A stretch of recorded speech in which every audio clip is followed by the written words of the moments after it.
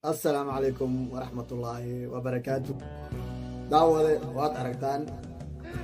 إن كان حكون لها ودن هندية وحو قضاء عيتان كلا يرادو عب على شاق حنان. دعوة برنامج إنتان موجود قليل معك عصنا إن شير لايك يكومنت برنامج كبده حسين سوق ميل فوق الجار أديكم مهتسان. دعوة إن كان وحو دشي ودن هندية وحو قضاء عبيتان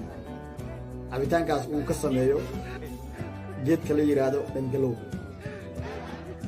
balse dhangalowga Soomaaliya oo gabdhaheena aad iyo aad ay u jecel yihiin oo dhaxdiisa lafta ku jirto ma aha kan dhangalowgan wadanka Hindiya laga helo wax laf ah malaha waa hilib ninkan wuxuu sameeyaa wuxuu ku jibiyaa dhagax markuu ku jibiyo wuxuu ku shubaa baaqulgan ama waxaan hoos yaalo kadibna markuu dhangalowga dhaxbartama uu ka bixiyo hilibkii wuxuu dhan ka bixiyo uu meeshan ku shubo kadib uma isticmaalo mashiin ama qalabka kale oo xitaanada lagu shiido wuxuu isticmaalaa gacantiis uu ku caanamaala tobanka faroodu la galaayo calaacash uu isku jibinayaa kadib markuu isku jibiyo wuxuu ku darayaa muxuu sokor ama waxyaalo kale oo lagu carfiyo dadka ayuu siinayaa marka haddaad Hindiya tagtay oo aadan caawin cabitaankan cab caloosha ku xanuunto wax baa ku dhimay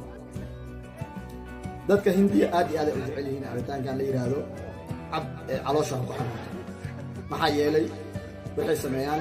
ay ku qaras baxaan halka moodad cabtay ما آدي دونجي واحد مدرسة أما سكول أما حتى مسجد كتاب ما آدي كتاب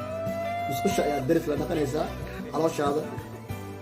ويكون جرؤان أي صباحا على وش هذا عندنا كنيسة ميت كلمة دعوة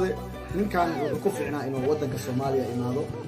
محيي لي دت كالصوماليات بدنا نركع عودان إنه على وش فلسو سدح مالنا عايزين سحرون لعق أي كسميلة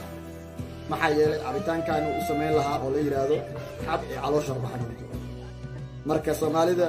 caloosha fadhiso aan saxaroon qarasta calooshooda ku jirto ninkan hadduu hal koob cabitaankan la yiraahdo cab caloosha xanuunto dadka Soomaaliyeed waxay naqan lahaayeen dad caafimaad qaba maxaa yeelay hargabku ma dhacayo hadda calooshaada kaliin tahay lagama yaabo cagaarsho inuu kugu dhaco lagama yaabo TBC inuu kugu dhacdo waxaas oo dhan maxaa keenaya caloosha oo fadhiso hataa bawaasiirka maxaa keenay caloosha oo fadhiso akiise ninkan waxaan aad u jeclaan lahaa inuu wadanka Soomaaliyeed imaado